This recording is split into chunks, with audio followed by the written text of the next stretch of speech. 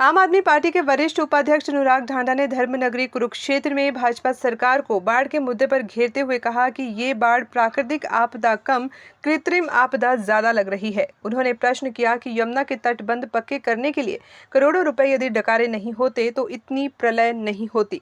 आम आदमी पार्टी के वरिष्ठ उपाध्यक्ष अनुराग ढांडा ने कहा कि यह समय राजनीति से ऊपर उठकर लोगों की मदद करने का समय है। प्रशासन के साथ साथ मुख्यमंत्री मनोहर लाल को अपने मंत्रियों व विधायकों को निर्देश देना चाहिए कि वह आपदा के समय लोगों के बीच में जाकर उनकी मदद करें। उन्होंने कहा कि मुख्यमंत्री हेलीकॉप्टर में, उप मुख्यमंत्री ट्रैक्टर पर और गृह मंत्री किश्ती पर घूम रहे हैं, लेकिन आम लोगों की समस्या कोई सुन नहीं रहा। देखिए, अलग अलग डिस्ट्रिक्ट्स में हम लोग जा रहे हैं और जहां भी बाढ़ पीड़ित हैं या जहां पर भी जिस इलाके में भी बाढ़ का प्रकोप है, उन सारी जगहों पे जाके हम ये जानने की कोशिश कर रहे हैं कि आखिर लोगों को किन चीजों की जरूरत है, इस आपदा में क्या उनकी मदद की जा सकती है। आम आदमी पार्टी ने अपने सारे कार्यकर्ताओं को पूरे प्रदेश में ये कहा है कि अभी कोई पार्टी पॉलिटिक्स नहीं, अभी कोई राजनीति नहीं, अभी आपको जहां जो पीड़ित नजर आए आप गांव गांव तक जाइए, गली गली तक जाइए, उनको जिस मदद की जरूरत है, जो हम कर सकते हो अपने स्तर पे वो कीजिए। जो प्रशासन पे दबाव बनाना हो प्रशासन पे दबाव बना के वो काम कराइए।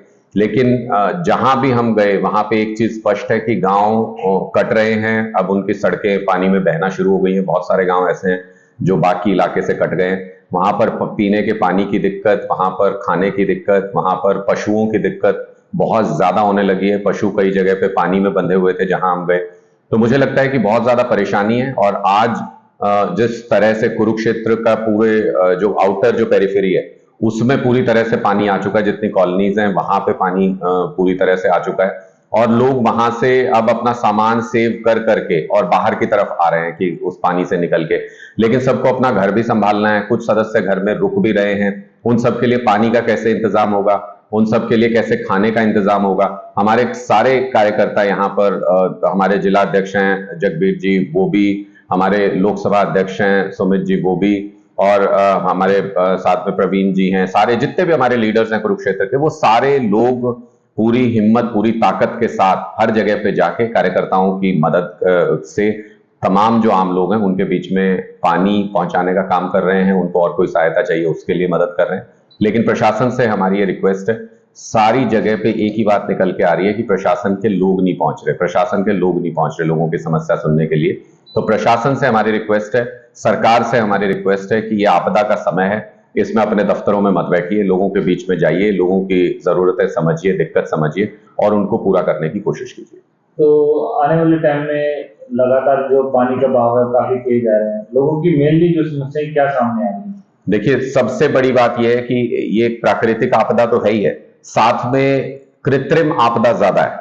हमने कई जगह पे, मैं यमुनानगर से लेकर के करनाल, कुरुक्षेत्र, सारे डिस्ट्रिक्ट्स में, कैथल के जो जो प्रभावित इलाके हैं उन सब में मैं जाकर के आया हूं। अंबाला में गए हम लोग। हमने ये देखा है कि ज्यादातर जगह पे जो वाटर ड्रेनेज सिस्टम है, जितनी भी बरसाती नाले हैं, वो सारे सूखे पड़े हैं, खाली पड़े हैं, सिर्फ इसलिए कि आपने उनको मैनेज नहीं किया, आपने उनको इस इस्तेमाल के लायक नहीं बनाया। इसलिए आज हम बाढ़ का ये विकराल रूप देख रहे हैं। जो यमुना के तटबंध हैं उनको पक्का करने के लिए, उनको मजबूत करने के लिए हर साल सैकड़ों करोड़ रुपए खर्च होते हैं। बीजेपी की सरकार में भी आप देखिए 80 करोड़ रुपए दिए गए थे यमुना के तटबंध को मजबूत कर। कौन खा गया वो 80 करोड़ रुपए, कहां गए? क्योंकि यमुना के तटबंध कई जगहों पे टूटे, जिसकी वजह से सैकड़ों गांव पूरी तरह से किसानों की फसल डूब गई है, गांव के अंदर पानी घुस गया है। वो सारा का सारा कृत्रिम फॉल्ट है, वो आर्टिफिशियली बनाया गया प्रकोप है। क्योंकि नेचुरल प्रकोप तो जो पानी आना था वो आ ही रहा था, बाढ़ जो आनी थी वो आ रही थी।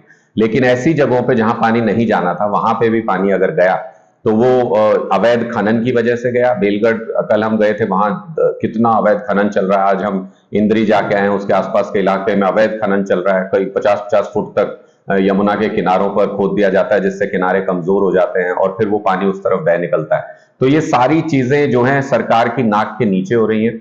मुख्यमंत्री जी हेलीकॉप्टर में घूम रहे हैं, मैं तो उनसे भी कहूंगा जमीन पे उतरिए मुख्यमंत्री जी। लोगों के दुख दर्द जमीन पे हैं, वो हवा से नजर नहीं आएंगे, वो हेलीकॉप्टर से नजर नहीं आएंगे। उप मुख्यमंत्री जाते हैं, ट्रैक्टर पे बैठ के जाते हैं, विपक्षी नेता भी जा रहे हैं, ट्रैक्टर पे बैठ के जा रहे हैं। जब तक आप लोगों के बीच में जाओगे नहीं, लोग पानी में खड़े हैं। अनिल विज जी को बोट मिल जाती है अपने घर जाने के लिए, उप मुख्यमंत्री को ट्रैक्टर मिल जाता है पानी जहां पर उन गांव में जाने के लिए, मुख्यमंत्री को हेलीकॉप्टर मिल गया घूमने के लिए, ऊपर से देखने के लिए। आम लोगों को तो नहीं मिलता ना ये सब। आम लोग तो पानी के अंदर खड़े हैं, सीवेज का पानी उसमें मिक्स होके शहर के अंदर कुरुक्षेत्र में ऐसी हालत हो गई है कि वो पानी भी एलर्जिक हो गया है। आप उसके अंदर आम लोगों को उसके अंदर से होके निकलना पड़ रहा है, वहां पे खड़े होना पड़ रहा है। अगर उनके दुख को समझना है, उनके दर्द को समझना है, तो आपको उस पानी में उतरना पड़ेगा, उन लोगों के बीच में जाना पड़ेगा, जिसकी साफ कमी अभी सरकार में नजर आ रही है। मंत्रियों विधायकों को लोगों के बीच में जाना पड़ेगा, क्योंकि वो जनप्रतिनिधि है, उनकी जिम्मेदारी है, वरना लोगों का गुस्सा और बढ़ेगा। लोगों द्वारा नेताओं का विरोध भी किया जा रहा है। पिछले दिनों भी कई वीडियो सामने नेताओं को थप्पड़ भी मारा गया, विरोध भी किया गया। देखिए, करेंगे, लोगों का गुस्सा है, और गुस्सा इसलिए है कि जो व्यक्ति 4 साल तक जनप्रतिनिधि होने के बावजूद उनके बीच में गया नहीं, जब बाढ़ के प्रबंधन का काम करना था, उसको रोकने के इंतजाम करने थे, तब आप लोगों के बीच में गए नहीं। लोग आपसे मदद मांगते रहे, तब आप लोगों के बीच में गए नहीं। अगर अब आप वहां फोटो खिंचवाने जाएंगे, अगर आप वहां प्रचार करने के लिए जाएंगे, तो निश्चित तौर पर लोगों का गुस्सा फूटेगा।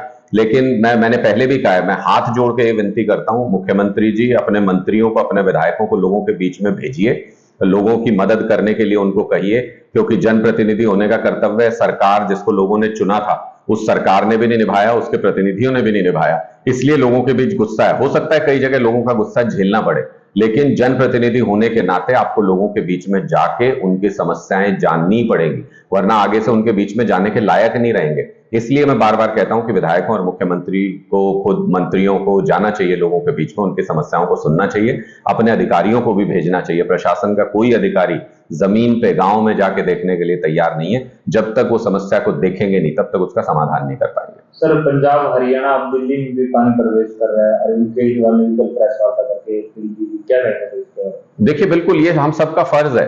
अरविंद केजरीवाल जी पिछले 3 दिन से खुद पूरा का पूरा इंतजाम देख रहे हैं बाढ़ राहत का, और अपने सारे एमएलए को, अपने सारे नेताओं को उन्होंने कहा है कि गली गली जाके लोगों की समस्याएं जानो। दुख दर्द में जाना तो जनप्रतिनिधि का पहला कर्तव्य है। जब आप लोगों का दुख नहीं जानेंगे तो दूर कैसे करेंगे उसको? तो इसलिए कितना हम कर सकते हैं हमें भी नहीं मालूम कि हम कितनी मदद कर सकते हैं। जितने सक्षम है उतनी कोशिश कर रहे हैं, लेकिन कम से कम लोगों के बीच जाके उनसे पूछो तो सही कि उनका दुख क्या है, उनका दर्द क्या है, उनकी तकलीफ क्या है, उनको चाहिए क्या है इस वक्त में, मुसीबत के वक्त में। और वो लोगों में साफ तौर पर वो नजर भी आता है कि जहां पे नई जरूरत होती है वहां लोग कहते हैं कि हम सक्षम हैं, हम अपने आप में इंतजाम कर लेंगे, लेकिन जहां लोगों को जरूरत है, ऐसी जरूरत के वक्त में उनके बीच में जाना कर्तव्य है जनप्रतिनिधियों का, सरकार का। और मुझे लगता है कि उसमें ये सरकार पूरी तरह से फेल हुई है भारतीय जनता पार्टी की, कि ना तो इनके जनप्रतिनिधि लोगों के बीच में जा रहे, ना सरकार राहत का इंतजाम करवा पा रही है। गांव गांव में हमको ये जानने को मिला है कि बोट चाहिए, हमको नाव चाहिए, सरकार कह रही है बोट नहीं है हमारे पास।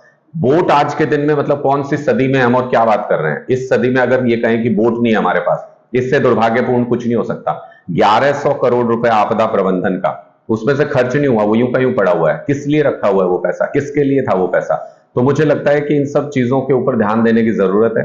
बीजेपी की सरकार ने इन चीजों पे ध्यान नहीं दिया, इसलिए जो ये आपदा आई भी है, इसका जो इफेक्ट है, इसका जो असर है, वो कई गुना बढ़ गया है इनकी गलतियों की वजह से, इनकी कमियों की, इनकी अनदेखी, इनकी नाकामियों की वजह से। इसलिए अब कम से कम सरकार को जागना चाहिए। एक सबसे बड़ी मांग हमारी ये भी है कि मुख्यमंत्री ने तो हेलीकॉप्टर से भी देख लिया अब तो, कि पानी कितने 7-8 डिस्ट्रिक्ट्स में कहर ढा रहा है।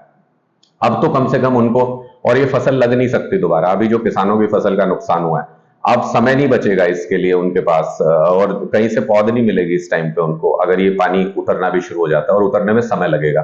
तो मुझे लगता है कि किसान का ये सीजन चला गया, किसान का ये नुकसान हो गया, और इसके तुरंत मुआवजे का ऐलान करना चाहिए, क्योंकि किसान ने तो कर्ज लेके कहीं पे फसल लगाई होगी, कहीं पे वो गरीबी में मारा जा रहा है। तो उसको तो ये भी राहत है कि अगर आप अनाउंस भी कर दोगे कि क्या अमाउंट देने वाले हो और कब देने वाले हो, उसको कम से कम ये ढांढस रहेगा कि उसको कोई सहयोग, कोई मदद सरकार से मिलने वाली है। आज के दिन में तो इतना डिस्ट्रस्ट है सरकार को लेके, लोगों के बीच में इतना अविश्वास है कि किसानों को यकीन नहीं हो रहा कि वो जो बर्बादी के कगार पे आ गए, एक फसल का नुकसान हो गया पूरा, और गरीबी के जो हालात हैं उसमें वो अपना गुजारा कैसे करेंगे। तो बहुत ज्यादा मानसिक दबाव में है किसान। मेरी सरकार से बार बार ये रिक्वेस्ट है, मैं मुख्यमंत्री मनोहर लाल खट्टर जी से मैंने कल भी मांग की थी कि तुरंत मुआवजे का ऐलान कीजिए, आप अपने लोगों को ग्राउंड पे उतारिए, किस गांव में कितना नुकसान है वो अभी नजर आ रहा है। जहां से नदी का पानी निकल गया, जहां से बहता हुआ पानी निकल गया, वो फसल नहीं, ना तो बचने वाली है, ना वहां दोबारा फसल लगाने के लिए मौका मिलेगा, समय बचेगा। नेता प्रतिपक्ष ने कहा है कि जो फ्लड बोर्ड की बैठक है वो काफी समय से नहीं हुई और हजारों करोड़ का बजट नहरों की साफ सफाई के लिए, उनकी मरम्मत के लिए दिया जाता है। इस पर भी क्या कहना है? देखिए, ये राजनीति का वक्त नहीं है, हम आपदा से गुजर रहे हैं, लेकिन सच्चाई ये है कि ये सारे एक ही सिक्के के दो पहलू हैं। जब हुड्डा साहब की भी जब सरकार थी, तब भी 60-65 करोड़ रुपए यमुना के तटबंध को मजबूत करने के लिए दिए गए थे। तब भी उनका कितना इस्तेमाल हुआ सबको पता है, तब भी क्या हालात थे सबको पता है। और आज 80 करोड़ रुपया तटबंध मजबूत करने के लिए दिया गया था, अब क्या हालत है वो भी सबको पता है। तो मुझे लगता है कि अब राजनीति करने के लिए तो कोई भी कुछ भी कह सकता है, लेकिन आज ये आपदा की स्थिति है और ये क्यों आई है, ये अवैध माइनिंग इसका सबसे बड़ा कारण है।